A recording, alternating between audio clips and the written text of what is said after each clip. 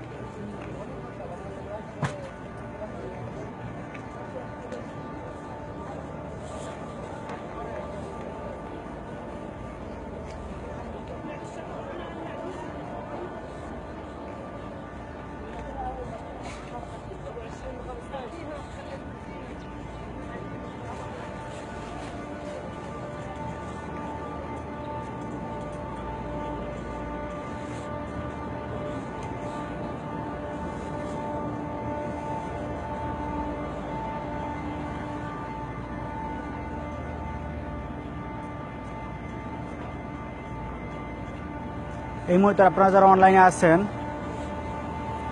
আপনাদের সবাইকে অনুরোধ ভিডিওটি শেয়ার করুন এবং আমাদের সাথেই থাকুন। একটু পরে আমি একটি মসজিদে যাব, যে মসজিদটিতে সর্বপ্রথম জুমার নামাজ আদায় হয়, অর্থাৎ মসজিদটির নাম মসজিদে জুমা।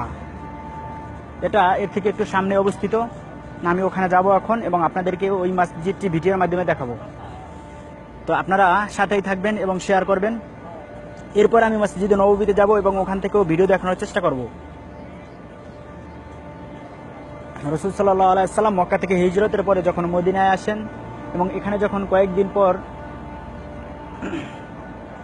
রাসূল সাল্লাল্লাহু আলাইহি ওয়াসাল্লাম এখানে কয়েকদিন অবস্থান করার পরে এই মসজিদটি নির্মাণ করেন। আপনাদের ছোট একটা কথা বলে রাখি, এই মসজিদের অপর পাশে অর্থাৎ এই দিকটাতে আমি দেখাই আপনাদেরকে, এই দিকটাতে যে দিকটা এখন দেখতে পাচ্ছেন এই দিকটাতে একটা মসজিদ নির্মিত হয়েছিল রাসূল সাল্লাল্লাহু আলাইহি সাল্লামের জামানায়, মসজিদে জেরার। যে মসজিদটি রাসূল সাল্লাল্লাহু আলাইহি সাল্লাম সাহাবীদেরকে বলেছিলেন তোমরা ওই মসজিদটিতে আগুন দিয়ে পুড়ে দাও, কারণ ওখানে মুনাফিকরা থাকতো এবং তাদের উদ্দেশ্যই ছিল রাসূল সাল্লাল্লাহু আলাইহি সাল্লামের সাথে মুনাফিকি করা।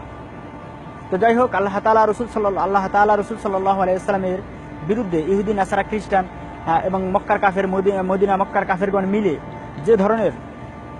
যত ধরনের ষড়যন্ত্র তারা করেছিল, যত ধরনের মুনাফিকি তারা করেছিল, সব ধরনের মুনাফিকি থেকে আল্লাহ তাআলা রাসূল সাল্লাল্লাহু আলাইহি সাল্লামকে হেফাজত করেছিলেন এবং ইসলামের বিজয় করেছেন, মুসলমানদের বিজয় করেছেন এবং কিয়ামতের আগ পর্যন্ত ইনশাআল্লাহ পৃথিবীতে ইসলাম জিন্দা থাকবে, আল্লাহ তাআলা জিন্দা রাখবেন।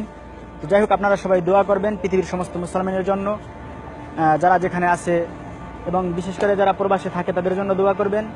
যে সকল প্রবাসী ভাইরা নিজেদের ঘাম ঝরিয়ে পরিবারের কথা চিন্তা করে এবং পরিবারের জন্য কিছু অর্থ এখান থেকে প্রেরণ করেন, আপনারা ওই সকল প্রবাসীদের জন্য দোয়া করবেন। এবং যে সকল প্রবাসী আসার পরে বিভিন্ন অ্যাক্সিডেন্টে বিভিন্নভাবে দুনিয়া থেকে চলে গেছেন তাদের জন্য দোয়া করবেন, আল্লাহ তাআলা যেন তাদেরকে জান্নাত নসিব করে। আর যে সকল ভাইরা এখনো পর্যন্ত প্রবাসে আছেন, আমিও একজন প্রবাসী, আমি আপনাদের সবাইকে অনুরোধ করবো আপনারা যখন যে কাজ করেন যাই করেন নিজের প্রতি খেয়াল রাখবেন, সেফটির দিকে খেয়াল রাখবেন এবং সবাই চেষ্টা করবেন সব সময় নিজেকে ইসলামের পথে চালানোর জন্য এবং নিজের পরিবারজনকে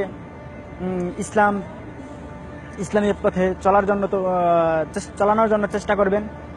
তো যাই হোক, রাসূল সাল্লাল্লাহু আলাইহি ওয়াসাল্লাম বলেন আল মারউ মা মান আহাব্বা, যার সাথে যার মুহাব্বত তার সাথে তার কিয়ামত। অর্থাৎ আপনি যদি দুনিয়ায় ইসলাম এবং মুসলিম, ইসলামী লেবাস ইসলামী শরিয়া মোতাবেক আপনার জীবনযাপন করেন, ইসলামের সাথে সম্পর্ক রাখেন, তাহলে কিয়ামতের দিন ইনশাআল্লাহ আল্লাহ তাআলা আপনাকে উত্তম জাযা দান করবেন।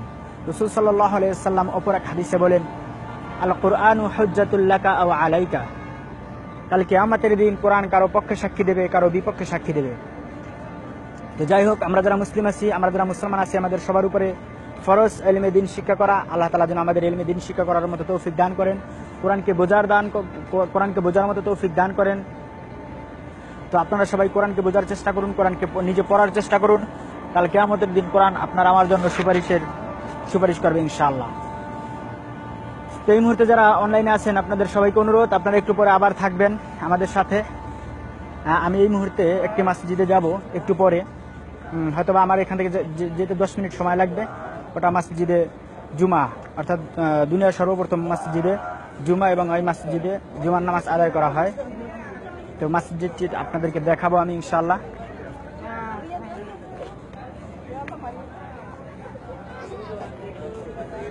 আপনারা থাকবেন মসজিদে জুমা দেখার জন্য। সর্বপ্রথম যে মসজিদে জুমার নামাজ আদায় করা হয়, ওই মসজিদটির নাম মসজিদে জুমা। আমি ওখানে যাব একটু পরে, আপনারা সবাই সাথে থাকবেন ইনশাআল্লাহ, দেখবেন।